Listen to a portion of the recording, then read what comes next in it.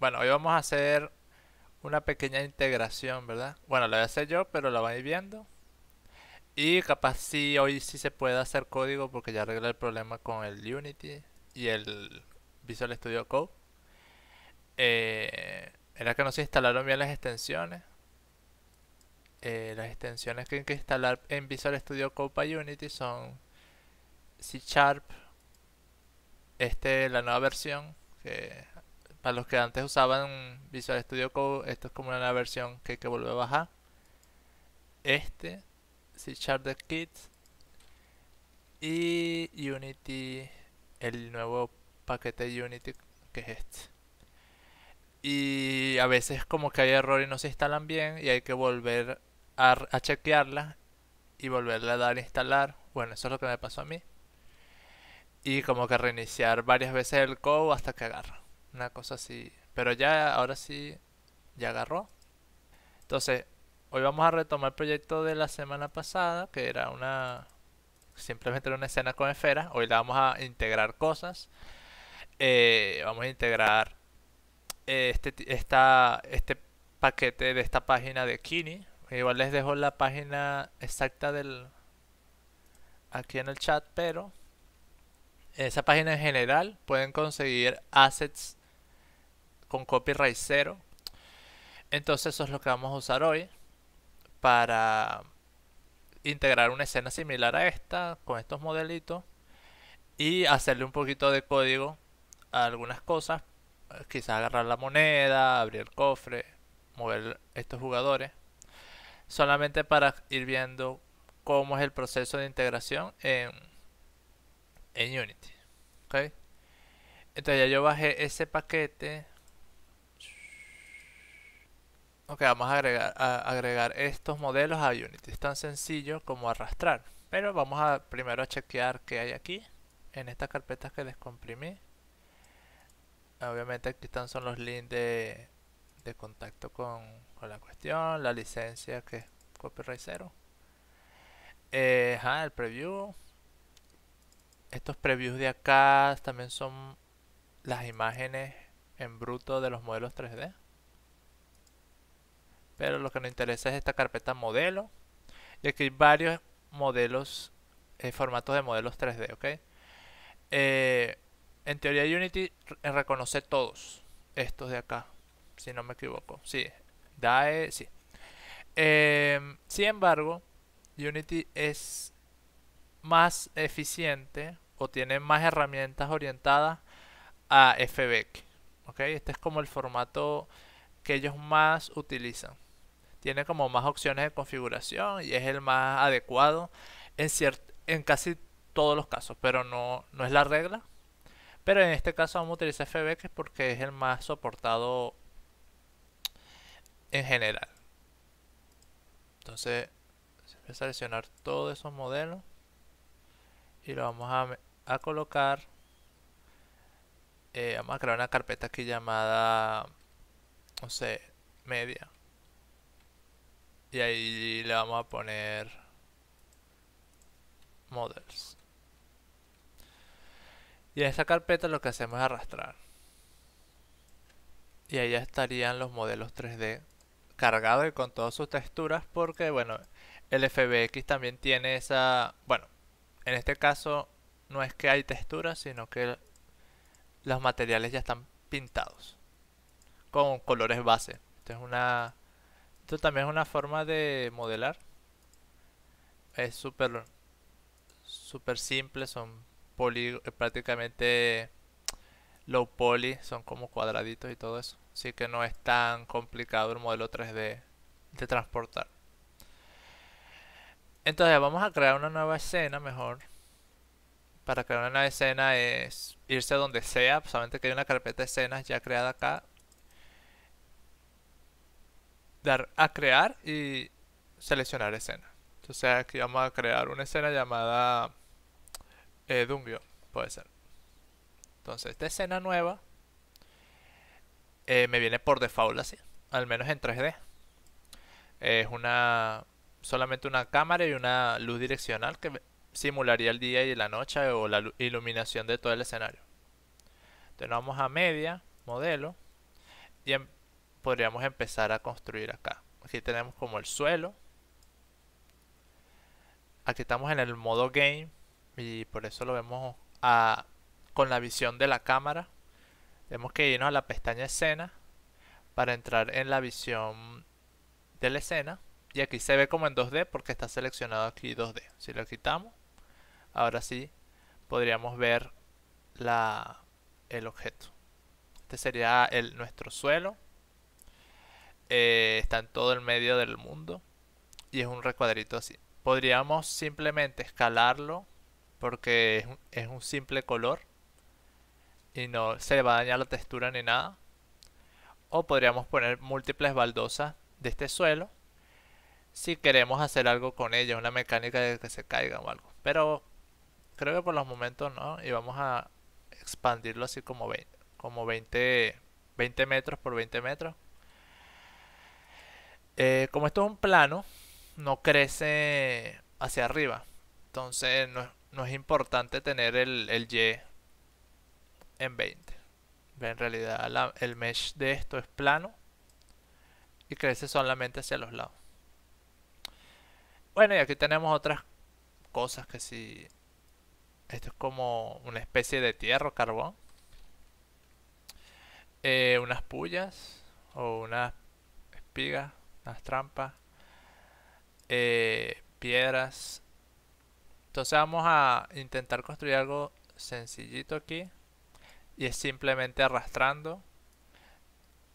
Y ya Unity te detecta como los elementos de... Digamos que con materiales o con mesh aquí. Y por eso no te los atraviesa después del suelo. Es una tontería, pero funciona. Y creo que si uno le agrega, por ejemplo, aquí yo le agrego una colisión. Cuando yo lo agrego, si no me equivoco, ¿ves? Me lo pone encima de esto. Como que ya detecta colisiones cuando estás construyendo y te coloca los elementos encima de ellos. Automáticamente como que para que no choquen las colisiones.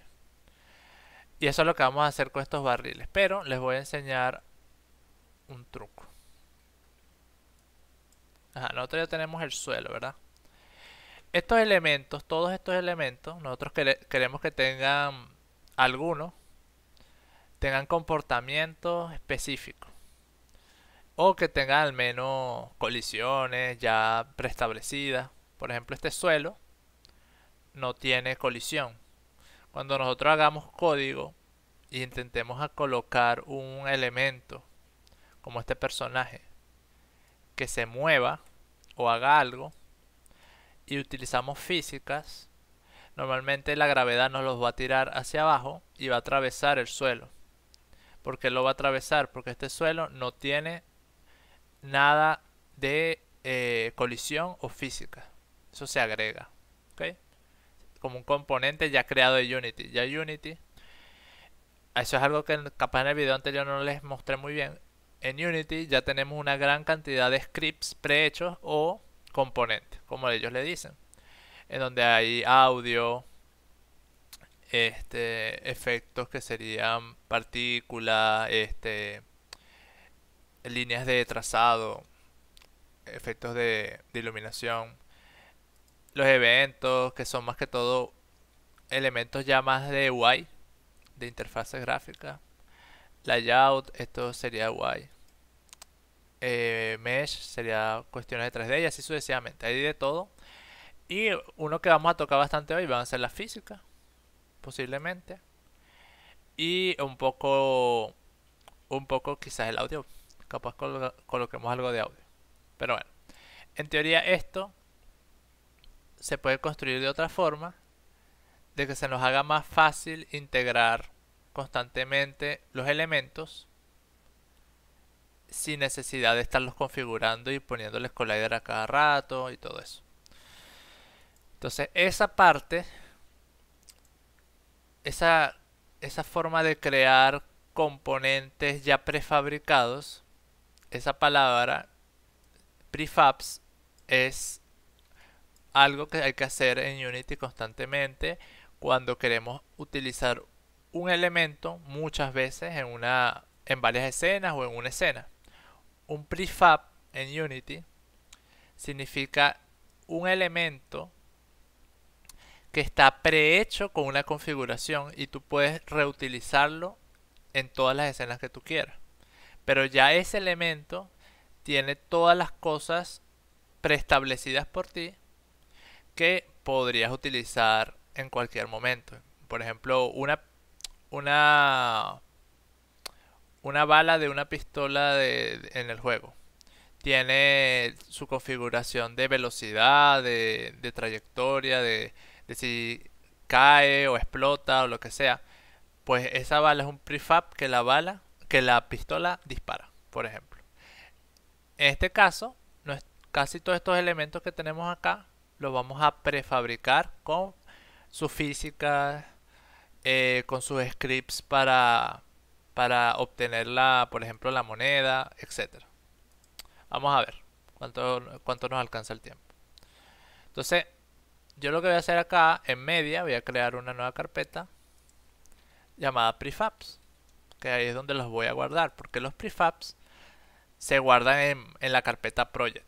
Ellos existen en escena y lo pasamos a la carpeta, a una carpeta en la parte de project, porque son archivos que se van a guardar y se pueden reutilizar en cualquier otro lado, no solamente en la escena de un guión, sino en otra escena. Entonces este suelo le voy a cambiar el nombre, le voy a poner así floor, o le voy a poner Dungeon Floor, así. Y le voy a poner acá un box, sí, un box collider. Box collider significa que es una colisión cuadrada o rectangular, dependiendo cómo lo queramos modificar, y que cumple exactamente el tamaño de la mesh cuando lo colocas en un modelo 3D. Cumple exactamente el ancho y el alto y la profundidad de un objeto 3D. En este caso cubrió exactamente el tamaño de la plataforma, que no es alta sino a los lados.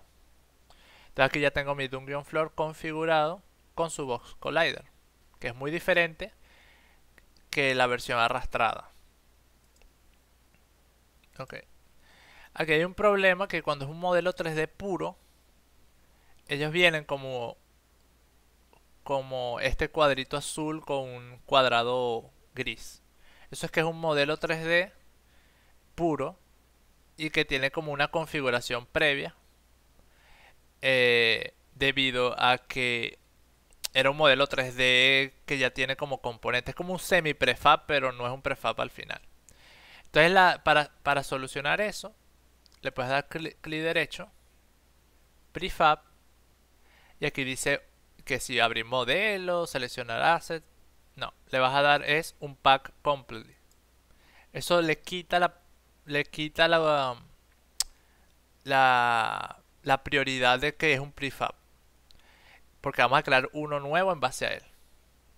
Eso solamente pasa mucho con modelos 3D, porque Unity los reconoce de esa forma. Pero lo ideal es limpiar eso, tomar obviamente las propiedades de ese modelo 3D y ahora sí arrastrarlo para acá. Y tenemos nuestro Dungeon Floor. Ahora sí vemos que se pone de color azul este recuadro. Se pone completamente de color azul. Y eso significa que es un prefab puro y hecho por nosotros.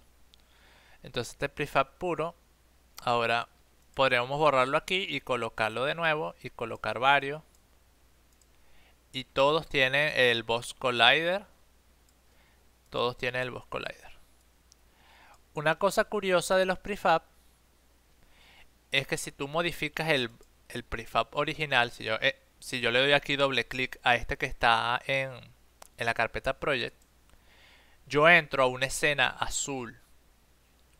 Se identifica fácilmente que es una escena totalmente diferente. Bueno, hay como cielo y todo es azul. Y aquí en la jerarquía dice en el título el nombre del prefab. Eso significa que estamos dentro del editor del prefab. Y gracias a eso podríamos modificar solamente cosas que el prefab va a tener dentro de él. Si yo aquí yo modifico su escala, le pongo 20, 20, 20. Bueno, aquí le voy a poner 1 porque no tiene sentido. Ahora es más grande, claro está. Si yo guardo y me regreso a la escena anterior, ahora vemos que todos esos suelos son 20, 20, 20 también. Automáticamente se actualizan.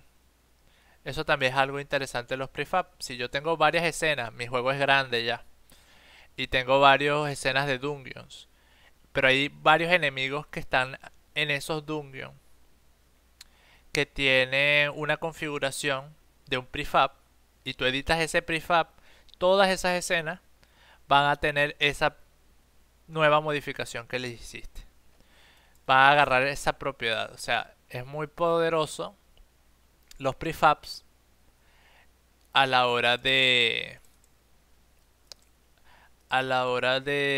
construir niveles grandes, y cuando el juego crezca demasiado vale la pena tener casi todo en prefabs, las cosas más importantes, los personajes, ciertos elementos del escenario, porque a la hora de un cambio X que quieras hacer de una mecánica, lo va a tomar todos los elementos que utiliza ese prefab. Entonces eso es importante aprenderlo desde ya.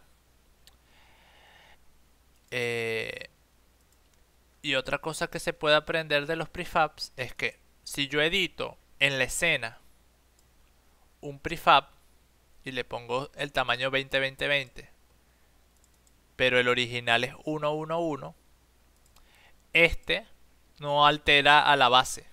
Este es solamente una instancia o un elemento, una copia que se alteró, pero no está alterando al original.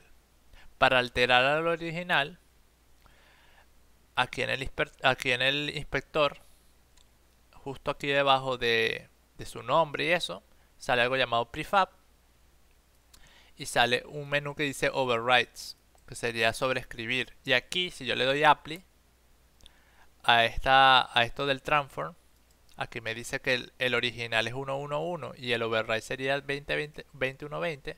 Si yo le doy apply aquí, ahí sí alteraría la base. Entonces hay que tener cuidado con esos overrides, si es necesario o no, porque en realidad el que debería alterarse desde un inicio es el de acá, y no este, porque alteraría igual las copias que hay en la escena. Pero bueno, esos son detallitos. Pero quería enseñarles eso primero porque para que tengan claro esa parte. Y ya ahora sí vamos a trabajar más rápido. No vamos a hacer mucho, la verdad. Vamos a poner aquí unas moneditas y un cofre. Vamos a hacer exactamente lo mismo con los prefabs. Le voy a dar un pack. Bueno, un pack completely. Y tenemos nuestro baúl y la moneda. Voy a cambiar el nombre aquí a Dungeon Chest y Dungeon Coin. Exactamente lo mismo. Aquí, aquí. Un detallito que voy a hacer acá es modificarle aquí la posición. Se me movió un poquito esa moneda. Y de resto ya los tenemos. Ya son prefabs. Y ya puedo aquí, por ejemplo, duplicar varios. Y lo que haga de la base acá, mira, noten que ninguno de estas monedas tiene colisión. Entonces yo entro a la moneda de acá, le agrego su Box Collider, guardo, y ya todas las de la escena tienen su Box Collider. Entonces tengo que hacer un solo cambio para múltiples ya de una sola vez. No tengo que ir uno por uno, pues todos son los mismos en realidad. Y a este cofre vamos a ver qué le hacemos. Le agregamos también un Box Collider. Ajá. El Box Collider solamente cubre la parte de abajo. Bueno, vamos a subirle un poco.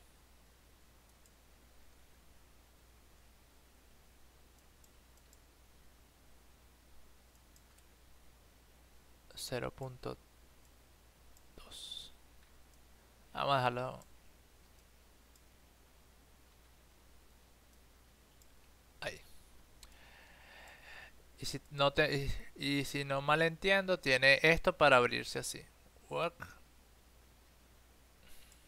Lo podríamos animar después. Ajá. Entonces ahí está el cofre. Y el cofre también tiene esa modificación del collider. Y todo bien. Entonces ahí ya tendríamos eso. Ahora vamos a hacer rapidito un personaje también. Prefab. Vamos a hacerle aquí un pack. Pero a este le voy a hacer... A ver. El body... Ah, bueno, está casi... Está como quiero. Vamos a hacerle aquí Dungeon Player. Prefab, si lo guardamos. Y aquí tenemos nuestro personaje. Bueno, a este lo que le vamos a hacer es le vamos a agregar Character Controller por los momentos.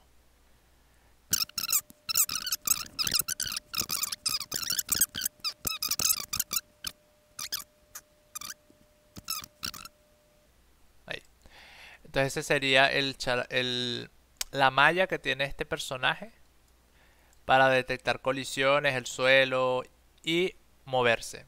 Prácticamente este círculo de acá nos detectaría varias colisiones en el mundo, por así decirlo. Ok, entonces aquí tendríamos nuestro Dungeon Player con esto. Ajá. Entonces tenemos el player acá. Ya lo tenemos hecho como un prefab. Y lo que vamos a hacer es empezar a crearle un script para que se mueva. Y para que podamos, por así decirlo, rotar y movernos por acá. Entonces, vamos a crear un script. Aquí tenemos nuestra carpeta script, la tengo yo aquí. Y le vamos a crear aquí, por los momentos vamos a llamarlo así, player movement. Ok. Eso sí, va a haber un pocote de carpetas de este lado y un pocote de archivos.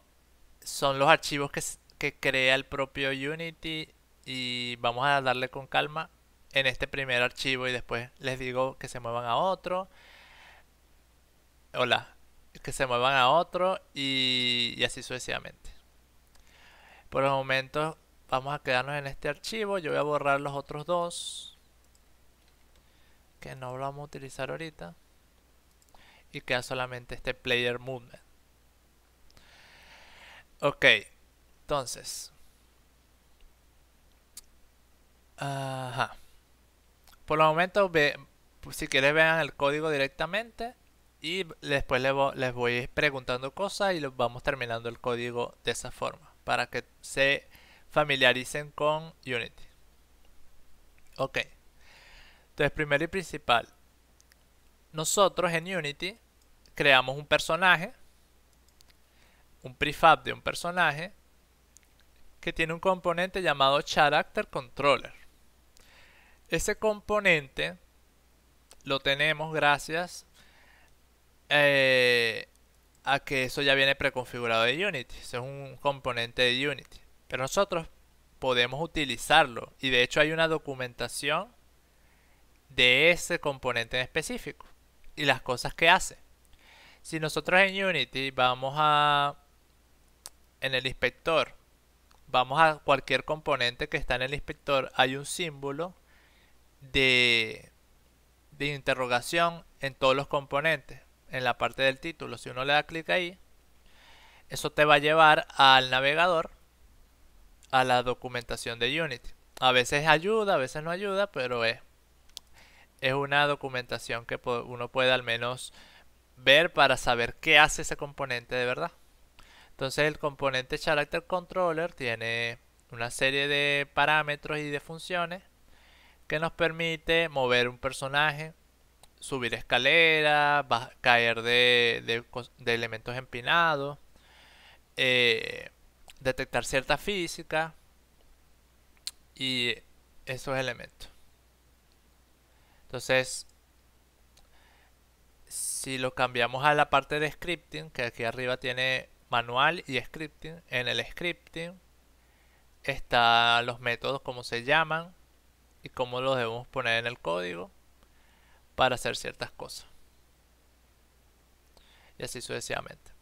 Entonces, esto lo podríamos tener de apoyo mientras acá uno hace el código. Primero y principal, aquí en este script tenemos el método start y el método update. Esos métodos los crea automáticamente Unity cuando uno crea el script desde cero. Te crea esta plantilla. Esta plantilla se respeta a veces y a veces no. O sea, a veces no necesitamos update o a veces no necesitamos start o etcétera. O a veces necesitamos otros métodos de Unity. Porque estos métodos son de Unity, ¿ok? Estos métodos los reconoce Unity, el motor, el engine de Unity los reconoce como unos métodos propios de él y él hace cosas en estos métodos. Nunca utilizarlos como algo propio nuestro porque en realidad el que tiene control de estos métodos es Unity. En el start se ejecuta en un tiempo determinado y el update se ejecuta en otro tiempo determinado constantemente. Es como un ciclo de frames. Cada frame de nuestro procesador pasa por el update y hace algo. Y el start se ejecuta antes del primer frame. Bueno, aquí lo dice, antes del primer frame de la ejecución del objeto. Entonces, primero tenemos que obtener a nuestro character controller desde código. Nosotros tenemos un character controller ahí en el character controller ahí en el Unity. Pero en el código no lo conocemos, no tenemos una referencia de él. Entonces tenemos que referenciar ese componente aquí adentro. En este código del movimiento. Para eso hay varias formas. Podríamos crear en el start, podríamos solicitar que busque el componente dentro del objeto. ¿Cómo se haría eso? Hay un método que se llama get, si me completa, sí, get component, ¿verdad? Hay que poner estas llaves así, estas llaves en punta, y dentro de ellas colocar el nombre del componente que queremos obtener, que en este caso sería character controller. ¿Okay? Este método lo que hace es buscar dentro del objeto que utilice este script. Por ejemplo, si nuestro objeto es el personaje que está acá en la escena y el script está agregado aquí, si pueden ver en la transmisión los que están en el código para que entre en contexto. Si el script player movement está en este objeto que se llama Dungeon Player y aquí está mi character controller, ¿ok? Si está acá y aquí tengo mi script y yo utilizo get component, él va a buscar todos los componentes dentro de este objeto llamado Dungeon Player. Es decir, que él sí lo va a conseguir porque está acá. Por eso estoy utilizando get component. Tiene que estar donde tú utilices esta línea de código. Tiene que estar el elemento que estás solicitando. Si no, tienes que utilizar otro. Que se llama get component in children. ¿Ok? Eso significa que voy a buscar componentes en los objetos hijos del que yo tengo actualmente. Es decir, voy a hacer una búsqueda recursiva hacia abajo dentro de objetos del componente donde tengo el script. Pero ese no es el caso en este momento. ¿Okay? Esta es una forma. Obviamente, al nosotros solicitar este character controller, lo estamos solicitando prácticamente, pero no lo estamos guardando en ninguna variable. En la programación, cuando uno solicita una información, lo más lógico en la mayoría de los casos es guardar esa información en una variable, porque si no, esta solicitud no se puede utilizar en ningún otro contexto, ni siquiera se puede utilizar en el mismo contexto, porque no se está guardando en memoria en ninguna variable. Hay que crear una variable que guarde este elemento, ¿ok? Y esa variable tiene que ser global en este script. ¿Qué significa global? Si yo hago, por ejemplo, una variable aquí, vamos a poner aquí entero, número 1. Número es igual a 1. Esta variable, número igual a 1, se podría utilizar acá. Número es igual a 3. Ahora vale 3 el número. Aquí la estoy declarando porque tiene su tipo de valor, el nombre de la variable y su asignación. Y aquí abajo no necesito poner otra vez el tipo de valor porque estoy referenciando este número de acá arriba. Lo estoy modificando aquí. ¿Ok? Aquí estoy haciendo una edición de esa variable porque ya existe, ya está definida. Y aquí la estoy asignando un nuevo valor. Pero si yo intento acceder a ese número desde acá, número 4, y cambiarle el valor, aquí no me deja en el update. ¿Por qué no me deja? Porque esta variable está creada a nivel local en el método start. Es decir, esta variable número, incluso este getComponent, esta solicitud de getComponent, está solicitándose a nivel local de la variable start. Es una variable, por así decirlo, local en este scope, en estas llaves. Estas llaves están bloqueando la salida de esta declaración de variable. Por eso no se puede utilizar en el update. Entonces tenemos que crear una variable global. Entonces, ¿cómo funciona C# y la mayoría de lenguajes de este estilo? Estas llaves definen, todas las llaves que están en el código definen un scope, o por así decirlo, un bloque de código. Si yo creo una variable fuera de cualquier método, pero dentro de estas llaves de acá, las estoy haciendo a nivel del script, o sea, a nivel de esta clase. La estoy haciendo a nivel externo, por ende global de cualquier método. Si yo aquí creo int número igual a 3, ya la puedo editar acá, número igual a 1, y la puedo editar acá, número igual a 10. Y ya no me da error, porque está a nivel global, está aquí afuera. Por ende puede ser utilizado en los bloques de códigos inferiores, por así decirlo. Es bueno tener eso en cuenta. Entonces nosotros queremos guardar nuestro character controller en una variable.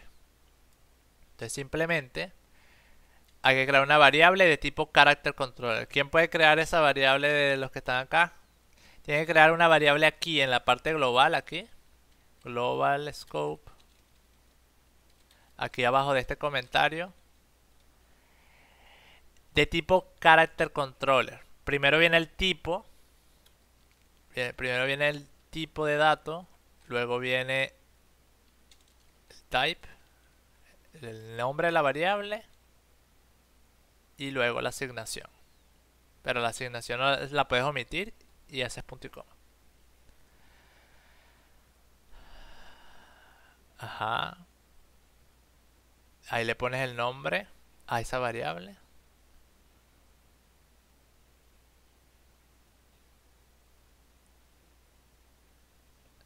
Y punto y coma. Exacto. Entonces, esta variable es la que va a almacenar nuestro character controller. Está global. Y al ser global la podemos utilizar aquí en el start. Entonces ahora asígnale a este character controller este método.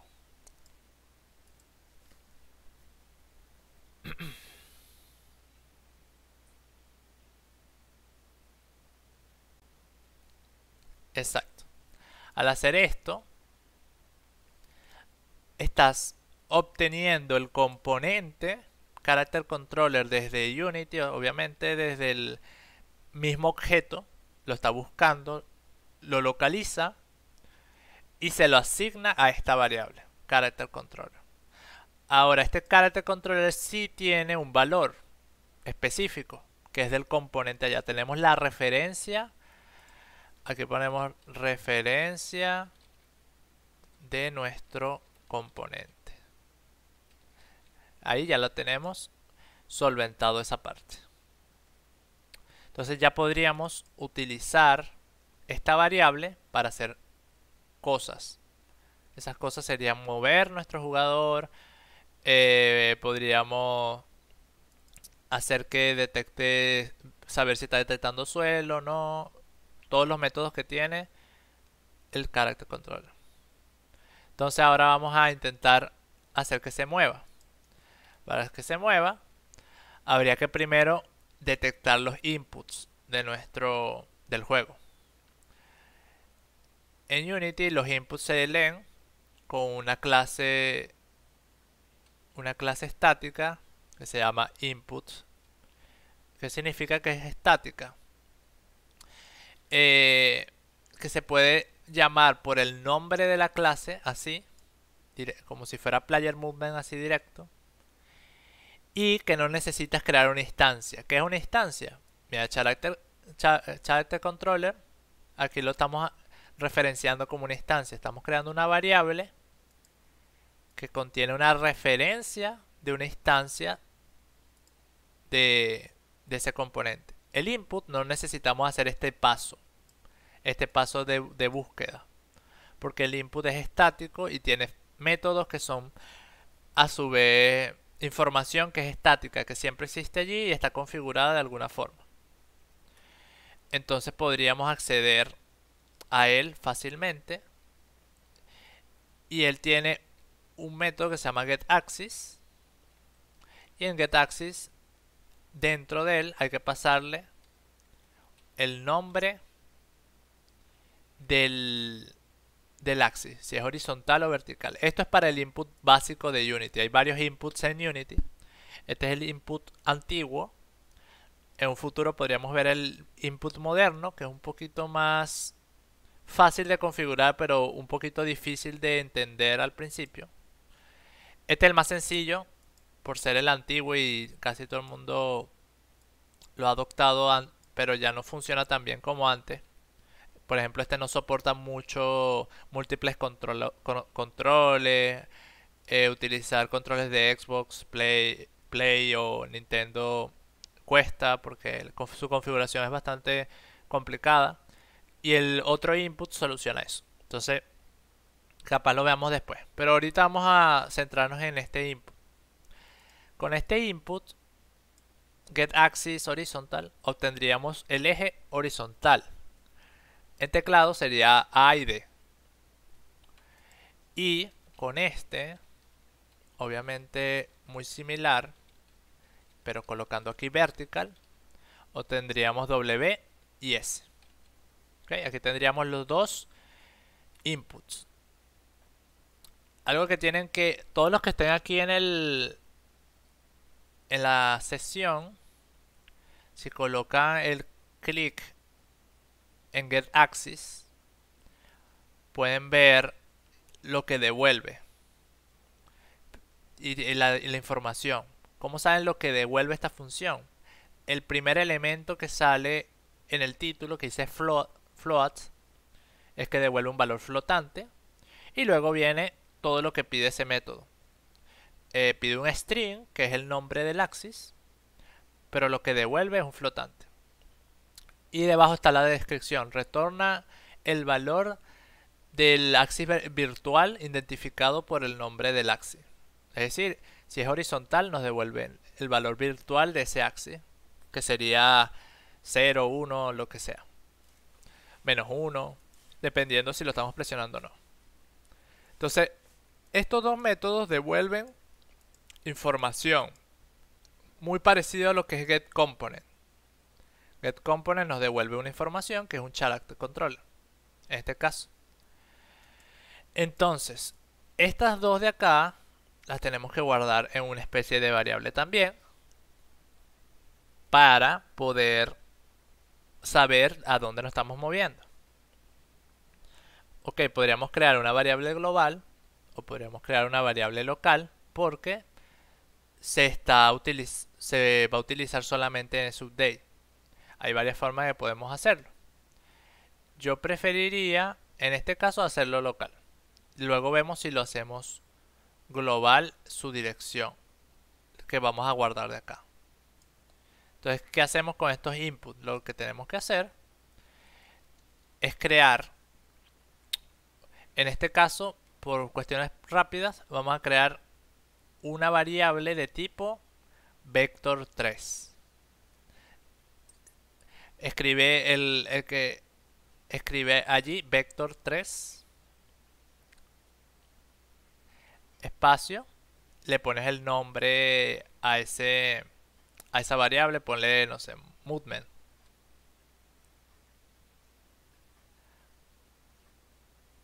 N igual, y ahí le vas a crear, ahí tienes que utilizar una palabra clave en C# que es para crear una nueva instancia que se llama new o de nuevo, y ahí vas a poner vector3. Ay, tengo todo completo ahí.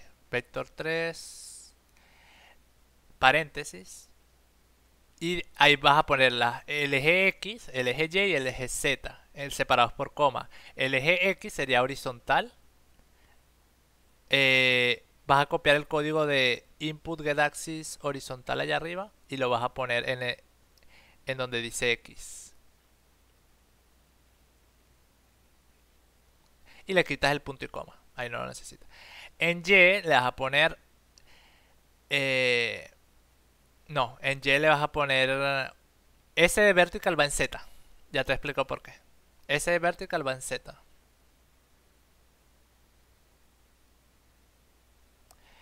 Y en Y vendría la posición... El Y aquí sería la posición de saltar, pues. Desde la posición de arriba hacia abajo. Z sería profundidad. Hacia adelante y hacia atrás. Y horizontal sería hacia los lados. Por eso Y. En Y en este caso podríamos poner o un 0. Pero se quedaría estático en el aire. O le ponemos el,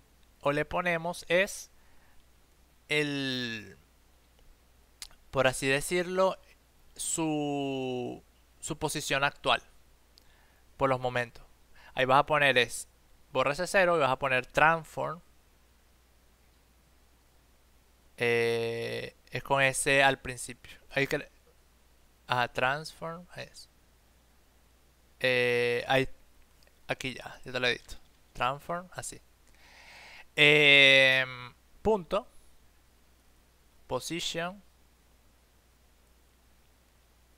Punto Y. Ok. Entonces ahí tendríamos el punto coma al final de ese método. Ahí tendríamos un nuevo vector, ¿verdad? Lo voy a acomodar acá. Un nuevo vector que está tomando los ejes horizontales y verticales y la posición Y de nuestro modelo 3D o nuestro personaje en todo momento. Entonces, si nosotros presionáramos las teclas, ese vector se moviera, funciona eso. Entonces, ahora falta mover al personaje en función a este vector 3. Entonces, aquí abajo hay que llamar al character controller. Si quieres escríbelo, character controller punto, si no me equivoco es move con M mayúscula. Ahí creo que no sé si te autocompleta. Ajá. Entre paréntesis le pasas el movement. Punto y coma. Ok. Ahí tendríamos el movimiento. O sea, este personaje se va a mover en función a este vector. Y pues por ende se debería mover. Vamos a probar en la transmisión aquí en Unity. Eso sí, se va a mover súper lento. Y ya vamos a ver por qué. Y ahí se fue. Se fue volando. ¿Por qué se fue volando tan rápido? Simplemente ya les voy a decir por qué ya. Pero me pareció raro que salió tan alto. Déjame probar de nuevo algo. Es que como la cámara no... Ok, salió volando hacia arriba. Vamos a ver por qué. ¿Dónde está nuestro personaje? En la escena.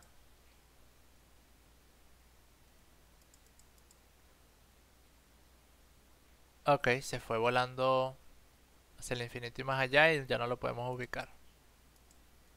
Vamos a ver qué hicimos acá. Ok, tenemos la posición en Y, el axis horizontal, el axis vertical, el movimiento. Claro, sí. Sí, cuando nosotros utilizamos el move, ¿verdad? No podemos...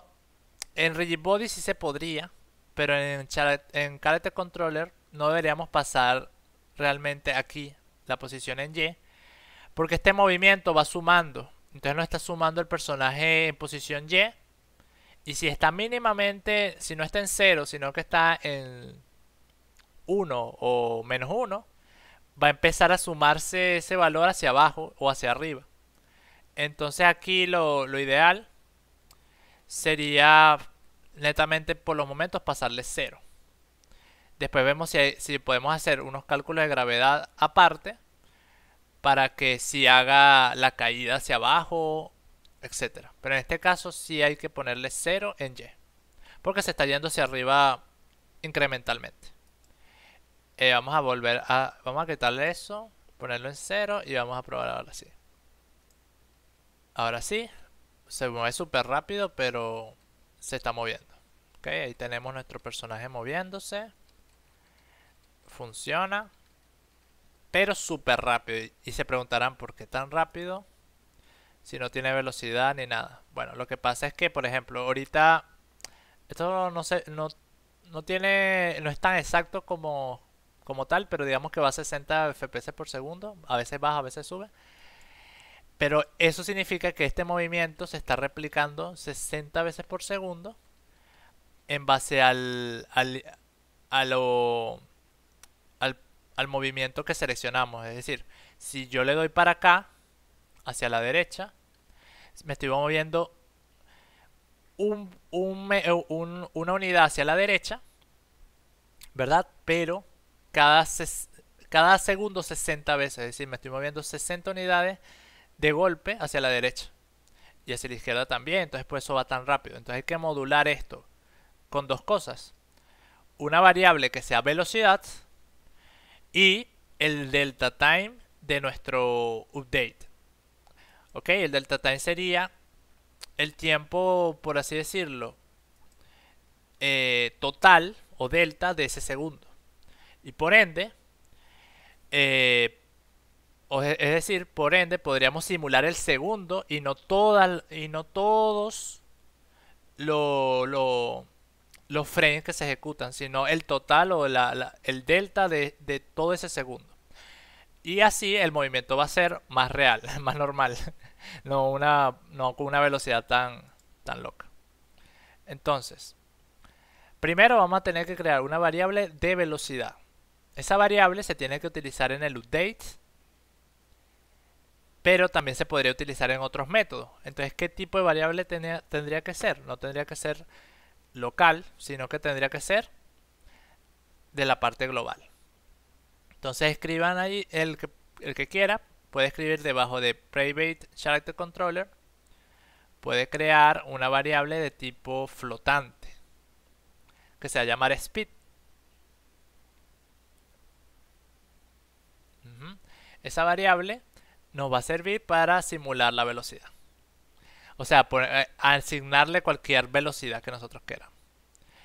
Esa variable, speed, se va a multiplicar por el movimiento dentro de los paréntesis de character controller move. Ahí donde dice movement, ahí se multiplica. Se hace esto. ¿Okay? Esto lo que hace es que nuestro movimiento, por la velocidad, se va a alterar. Pero en este caso nos falta otro paso, que es el delta time. Porque si no, esto va a ser peor de lo que tenemos ahorita. Si aquí ponemos 5 de velocidad, ahora va a ser el movimiento por 5 por 60 frames por segundo. O sea, qué sé yo, 400 de velocidad vamos a tener. Va a ser súper rápido.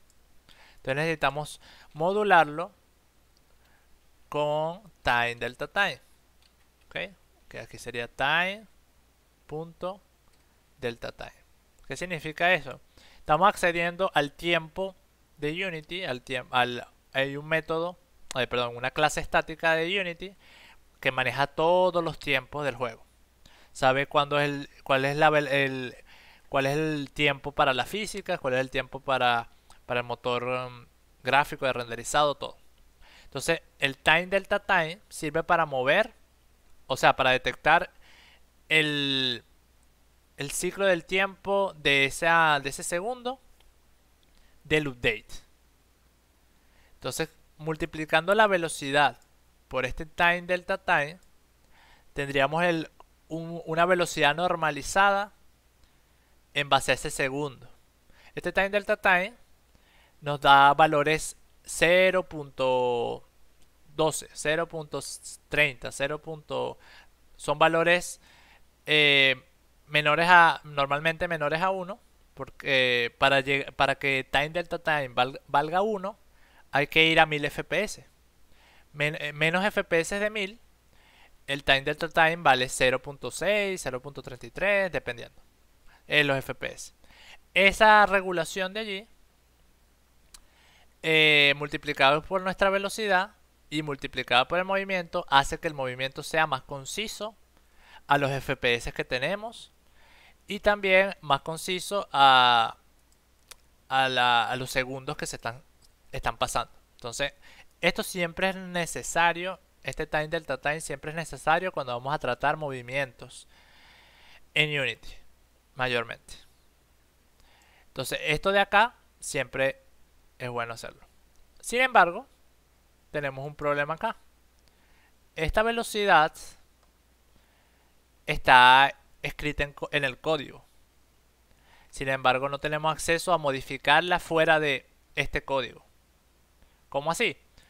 No tenemos acceso a que el Unity, desde el inspector de Unity, así como hacemos con todo, como acá que están estos valores aquí expuestos y uno los puede modificar, nuestro script no tiene nada de eso. Y eso no es que es imposible, sí se puede hacer en Unity. Uno puede exponer valores así, de esta forma. ¿Cómo se hace? Todas las variables globales o la mayoría de variables globales en Unity pueden ser serializadas en el inspector. Ese nombre, serializar en el inspector, es lo que vamos a hacer. ¿Ok? Vamos a serializar la variable speed. Para serializarla hay que utilizar algo que se llama atributos de C#, que es una instrucción que se le hace a una instrucción específica del código que se hace en el script y le permite a otro script detectar que hace esa propiedad, esa variable o ese método. En este caso se utilizan en variables globales o propiedades o campos. Y ese atributo se llama serialized field, ¿ok? Campo serializado. Estos corchetes y este título se utiliza aquí arriba. Creo que lo escribí mal. Serialize Serialize field, es sin la D. Así, serialize field. Este atributo, justo debajo de una variable privada, por ejemplo, así, nos permite mostrarlo en el inspector. Automáticamente Unity, si le ponemos esta variable, si ponemos esta variable pública, así, public, y quitamos el serialize field, también nos lo va a mostrar en el inspector. Pero no funciona en todos los casos. Pero en este caso sí va a funcionar, porque es un valor primitivo y está público. Igual pasaría con el character controller, si lo hago público. Si lo hago público, se va a poder ver en el inspector sin necesidad de utilizar este serialize field. Pero esto también nos abre nos abre a que otro script externo que nosotros creemos pueda modificar estas variables. Si nosotros no queremos eso, las hacemos privadas y le colocamos el serialize field. Ok, entonces lo voy a dejar público para que vean que con público también se ve. Deberían verse esas dos variables aquí expuestas. ¿Ve? Character controller dice ninguno y la velocidad dice 0. Se han expuesto estas dos variables de acá en el inspector. De ahí la pregunta de ponerle público a esta variable era uno de los resultados de poner público una variable global en Unity.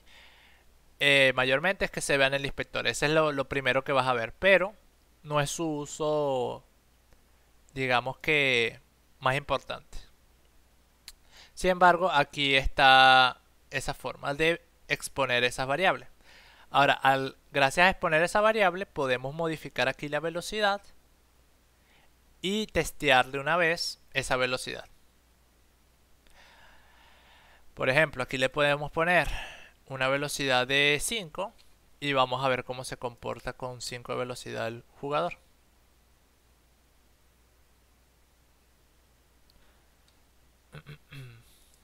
Entonces me intento mover y ahora se mueve mucho más suave. Con 5 de velocidad. Ahí se subió un poquito el jugador porque chocó con la moneda. Y al chocarle con la moneda el character controller tiene como algo para subir elementos elevados. Entonces como que se subió encima de él. Y como no tenemos ningún cálculo de gravedad, no nos estamos cayendo hacia abajo.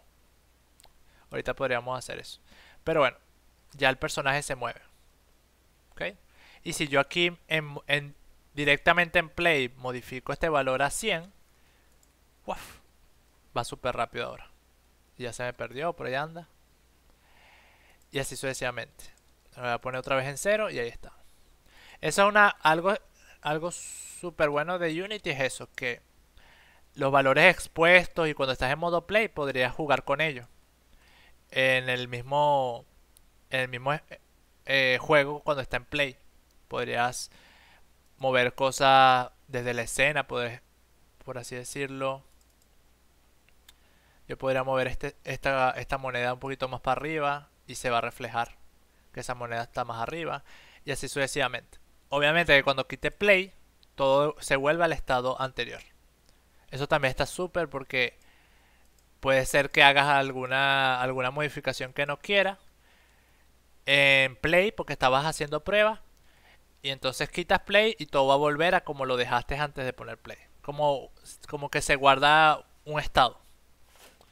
Pero eso está súper útil y por eso es bueno a veces exponer ciertas variables de configuración como esta velocidad. La velocidad si no está mal que esté aquí expuesta. Porque nos sirve para modificar el comportamiento de su movimiento. Ahora, pasa algo interesante. Tenemos también expuesto nuestro character controller. Por ende, podríamos simplemente hacer esto y asignarlo así. Y ya lo tenemos. Tenemos la referencia del character controller aquí. ¿Qué nos hace eso? Que ya no necesitamos esta línea. Esta línea de código no la necesitamos. Porque prácticamente al arrastrar el character controller para acá, porque esta variable está expuesta así de esta forma, estamos haciendo lo mismo que el getComponent de acá. Entonces esta línea ya no es necesaria como tal para que funcione nuestro código. Lo único que tenemos que estar atentos es que esto nunca diga none, que no salga así. Si sale así vacío, vamos a hacer la prueba. Vamos a borrar esta línea. Vamos a guardar.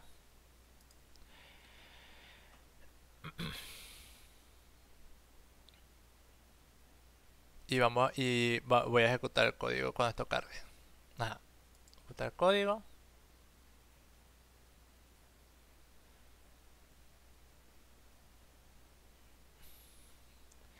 Y ahora mira, me va a salir errores a cada rato.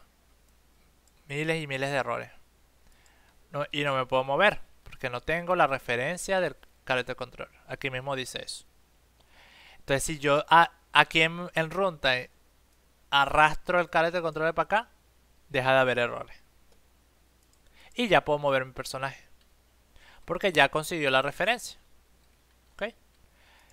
Entonces, si van a hacer ese método así, sin el getComponent, y exponiendo la variable acá, o sea, lo único que tienen que estar atentos es de configurar pertinentemente las variables que necesitan sus componentes. Si aquí sale none o nulo o lo que sea, es que necesita eso obligatoriamente. Uno se le agrega y listo. Ahora sí, desde el inicio no va a dar errores y va a funcionar correctamente. Ya desde el principio va a poder moverse el personaje. Esto a tener en cuenta en esa parte. Y ahí se ahorra una línea de código. A veces es necesario utilizar getComponent, pero hay veces que no. O es más sencillo así. Es más limpio quizás. Bueno, ya tienen dos formas de asignar variables, ya sea de componentes externos como el character controller o de variables simples como la velocidad. Y ya tenemos el UD del personaje moviéndose. ¿Alguna duda al respecto? ¿Algo que quieran comentar? Por los momentos, bueno, vamos a ver cómo se me rompe el código cuando lo haga. Sí, Eh, Sí, pero me gustó bastante eso de que puedes hacer configuraciones al... al vuelo. Sí. Ajá, digo, miércoles. Sí, eso es muy potente en Unity y lo han mantenido así por bastante tiempo y hay muchas formas de aprovechar eso. Te puedes hacer hasta propias herramientas que te faciliten hacer pruebas en el propio Play. Puedes crear hasta un sistema de guardado y haces que se guarde el estado de todo lo que modificaste en Play. Es Ah, interesante. eso es lo que te quería preguntar. Si tú haces ajá, tú haces las modificaciones y cuando cancelas el play regresa al estado inicial, pero Sí, si tú hiciste una modificación y resultó, coño, la pegaste por... Salió un bug y el bug es lo que tú quieres hacer, sí tú lo podría. puedes guardar. Sí podría. Hay una forma de hacerlo. Claro, hay que hacer como una especie de... Son unos métodos que te guardan el estado, pero sí se puede. Hay un script en Unity, que no lo he instalado creo, que es para la cámara, que se llama Cinemachine. A ver si lo puedo instalar para que lo vean. Que este es el que más... si ustedes quieren hacer un juego con que la cámara sea bastante profesional, al menos en Unity, pueden empezar con Cinemachine. Es gratis, es del propio Unity. Se instala en Windows, Packard Manager. y buscan Cinemachine. Este componente les agrega un montón de cámaras super ya todo el código programado de esa parte. Que hacerlo a mano desde cero sería un dolor de cabeza. Antes se hacía así, todo desde cero la cámara, y todavía se puede hacer todo desde cero la cámara, pero con Cinemachine tiene mucho potencial para... Pueden montar todas las cámaras que ustedes quieren en escena. Son como cámaras virtuales y cambiar entre ellas. Puedes hacer el cambio ese de GTA de primera persona a segunda persona, tercera persona, vista desde arriba. Súper fácil. O sea, es más sencillo. Entonces se encargan de hacer ese sistema de cambio de cámaras y de otras cosas que la cámara en sí. Este, y es súper útil para muchos estilos de juego. Entonces yo se los recomiendo. Y la mayoría de proyectos que vayamos a hacer en los talleres de una vez vamos a utilizar Cinemachine. Le puedo enseñar cómo hacer un movimiento de cámara, pero no va a quedar igual que el Cinemachine. Esto ya está muy avanzado así a nivel de técnico, ya ha avanzado mucho por este lado y creo que es una herramienta realmente importante en Unity. Y es tan fácil como siempre va a existir una cámara normal, ¿ok? La cámara normal de Unity, que es la que son los ojos, pero como tal ella no tiene un script de seguimiento ni nada, es simplemente renderiza lo que ve. Cinemachine, cuando ya lo instalas, te le das clic derecho acá y abajo sale Cinemachine. Tiene una gran variedad de cámaras, incluso cámaras para 2D.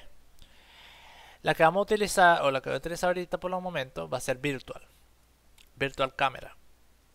Esa automáticamente te modifica, se modificó el punto donde se estaba viendo todo. Pero es tan sencillo que esta cámara tiene un poco de opciones, pero si lo aprende a utilizar ya, ya se hace fácil. Aquí le voy a poner Virtual Camera. Y aquí esta Virtual Camera automáticamente tiene unas opciones de seguimiento y de apuntado. Si tú le pasas aquí donde dice Follow, que dice None, le pasas el player, ahí se puso justamente debajo de... Ya va, ¿por qué lo puso al revés? Si está acá. Ya lo vamos a ver. Ah, claro. Automáticamente se puso a seguir al jugador. Esta cámara lo va a seguir, pero no está apuntando a nada. No está apuntando hacia el vacío, entonces por eso está viendo para allá.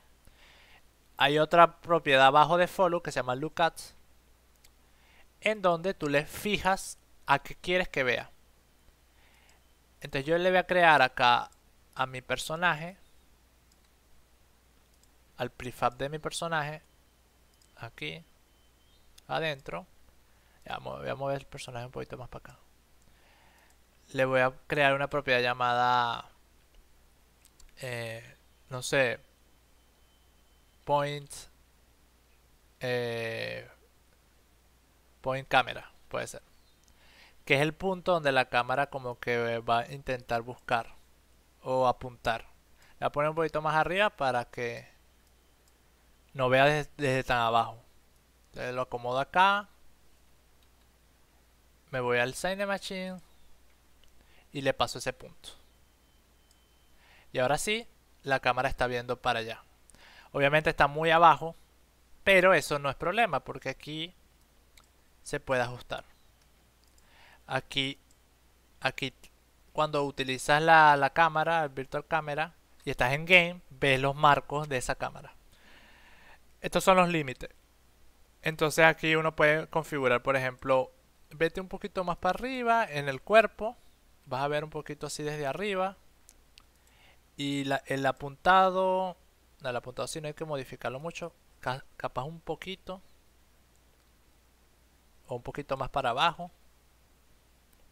Y este es el punto medio donde va a ver. Entonces si yo ahora le doy play.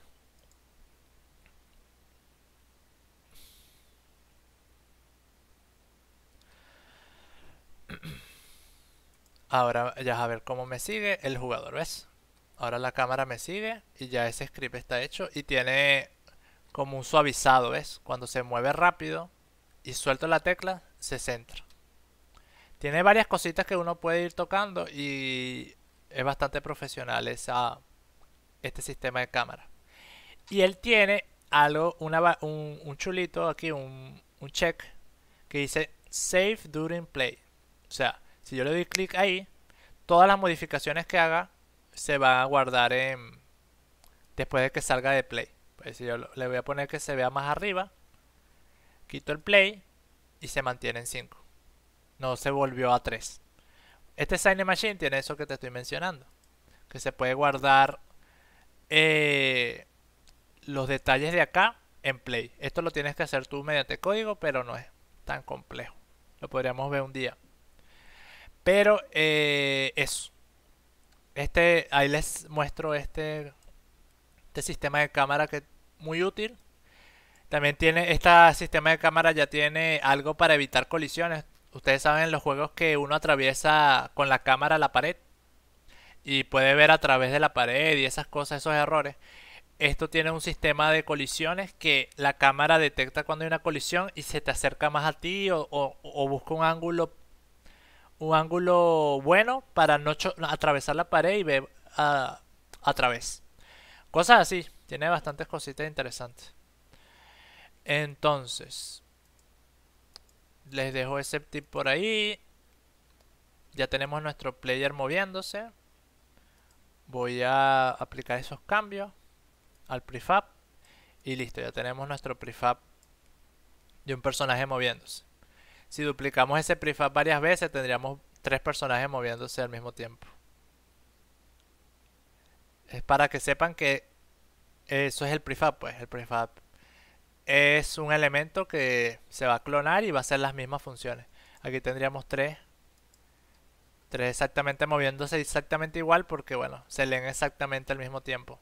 Pero obviamente hay uno que, por ejemplo, este se subió y este se colisionó con la moneda y ya no se mueve más como los otros y así. Y listo, pues. Por hoy yo creo que puedo responder unas duditas que tengan, pero ya por hoy creo que cumplimos.